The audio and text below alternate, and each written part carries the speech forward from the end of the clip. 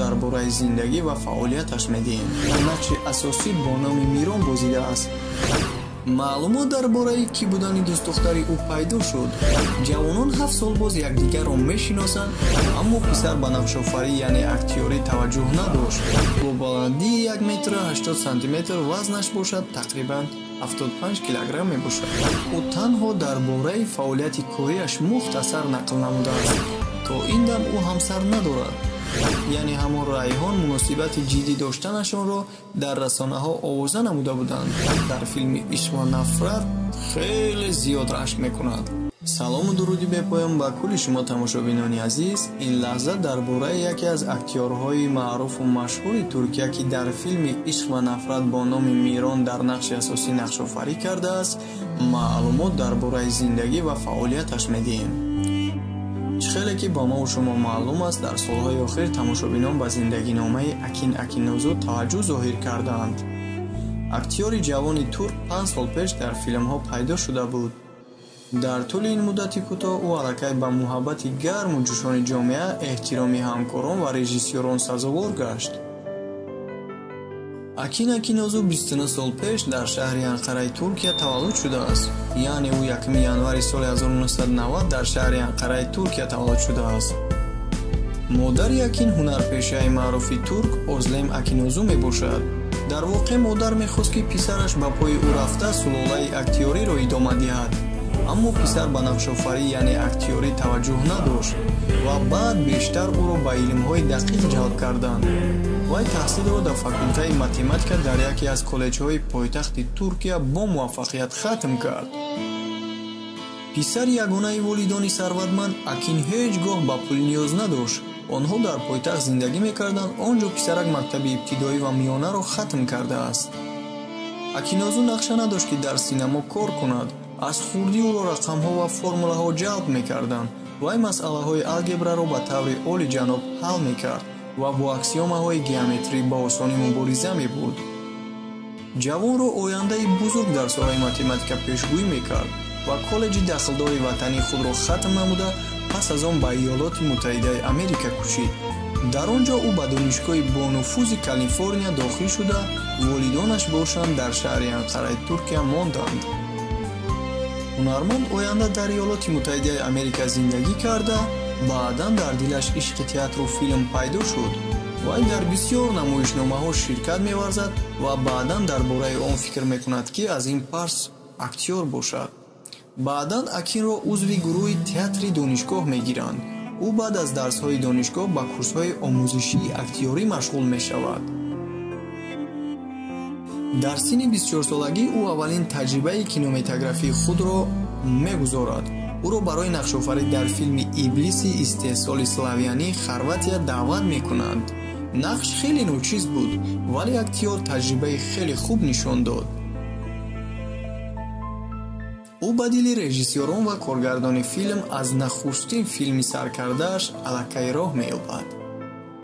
пас аз он филм ӯ ба ватанаш баргашт. ҳоло ӯ дар Туркия зиндагӣ мекунад ва хеле зуд дар лоиҳаи азими «Асри бошукӯҳ» ки ин ҳам яке аз силсила филмҳои машҳури Туркия ба ҳисоб меравад ки дорои якчанд силсила мебошад.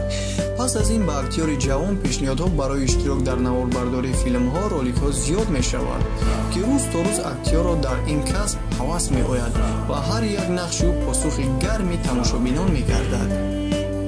актёри ҷавон хеле зебо аст. мӯи сиёҳ, чашмони қаҳваранг, табассуми дилрабо ва чеҳраи варзишӣ дорад.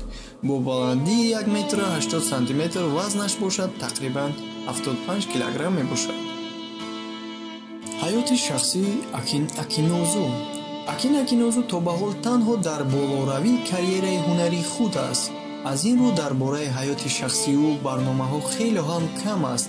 ӯро якчанд нафароне барнома карданд. ӯ танҳо дар бораи фаъолияти корияш мухтасар нақл намудааст, аммо дар бораи зиндагонияш маълумоте надодааст.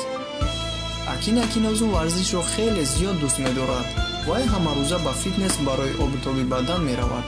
ӯ мегӯяд, варзиш барои ман дар баробари дигар корҳоям хеле шарт ва зарур аст.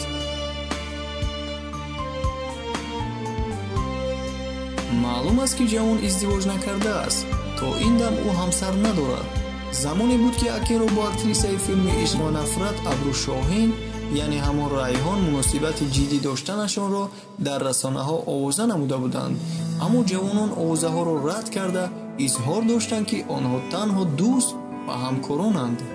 Мирон мегӯяд: ман дӯстдухтаре дорам ки ӯ барои бо Райҳон нақшофарӣ карданам дар филми Ишқ ва нафрат хеле зиёд рашк мекунад. бале, рашк мекунад.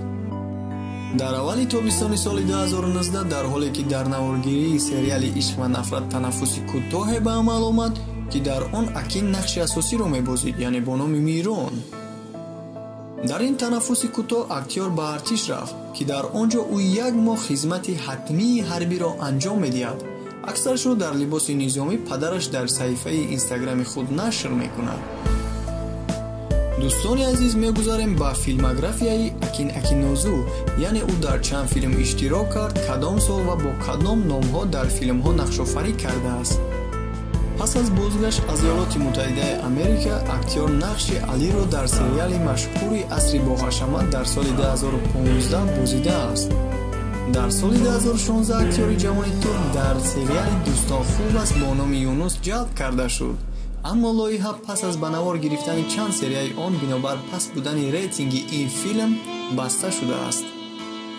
2017 сол ба Акин аввалин нақши пешбарандаи худро доданд. силсила филми Оилаи Аслан фавқулода маъмул шуд, яъне машҳур шуд.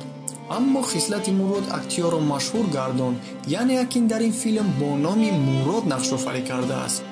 ҳамзамон бо иштироки Акин як силсила филми дигар ҳуқуқ ба тахти Абдулҳамид ки Акин дар ин филм бо номи Умар нақшофарӣ кардааст. ин филм ҳам яке аз филмҳои машҳури Туркия ба ҳисоб меравад. дар баҳори соли 2019 силсила филми Ишқ ва нафрат ба кор шурӯъ кард ки дар он Акин Акинозу дар нақши асосӣ бо номи Мирон бозидааст. қиссаи дилрабои силсила филми Ишқ ва нафрат на танҳо ҳайати филмбардоронро дар ҳайрат монд. пас аз баромадани силсилаи аввали ӯ маълум шуд ки рӯйдодҳои сериал тамошобинони зиёдеро ба шавқ овард ва соҳиби тамошобинони зиёде гашт. рейтинги ин филм рӯз то рӯз меафзуд. дар саҳифаи инстаграми худ Мирон аксар вақт ҳолатҳои ҷолиби рафти наворгирии ин филмро нашр мекард. дар тарафи ҷануби Туркия дар шаҳри Мардин ин филмро ба навор гирифтаанд. ҷавон мунтазам ба варзиш машғул шуда, фитнесро аз ҳама соҳаи авлотар медонад. вай ҳайвонҳоро хеле дӯст медорад. вақти холии худро ӯ бо оила ва бо дӯстонаш мегузаронад. вай бо мухлисонаш дар шабакаҳои иҷтимоӣ бо диққат ҳамсӯҳбат мешавад. кӯшиш мекунад ки ҳама комментарияҳо ва шарҳҳоро хонад. ӯ гуфт ки бо ин роҳ дастгирӣ ва илҳом мегирад. маълумот дар бораи кӣ будани дӯстдухтари ӯ пайдо шуд. маълум шуд ки Сандраи амрикоӣ ки аслан арманитабор аст, дӯсти деринаи таҳсилиаш мебошад. ҷавонон 7 сол боз якдигарро мешиносанд ки доимо онҳо бо ҳамдигар мулоқот доранд. тибқи баъзе маълумот Сандра бо модари Акин муносибати гарм ва боэътимод дорад. онҳо тасмим доранд ки бо якдигар издивоҷ карда оилаи намунавиеро ташкил кунанд. ин буд дӯстони азиз маълумот дар бораи ҳаёт ва фаъолияти яке аз актёрҳои машҳури Туркия Акин Акинозу ки ӯ дар филми Ишқ ва нафрат бо номи Мирон нақшофарӣ кардааст маълумот додем. дӯстони азиз, шумо агар дар бораи ягон актёр, ягон сароянда ё ин ки ягон варзишгар маълумоти пурра хоҳед, ҳатман дар комментария фикру ақидаи худро нависед. ҳатман мо ба шумо барнома карда пешкаши якояки шумо мекунем. дӯстони азиз, агар ягон хатои мо бошад, ҳатман дар комментария нависед. мо ҳатман ислоҳ мекунем. то барномаҳои дигар шоду пирӯз бошед. дӯстони азиз, ногуфта намонад, агар шумо дар канали мо меҳмон бошед, видеоро то ахир тамошо кунед. агар видеои мо ба шумо писанд бошад, дар канал обуна шавед.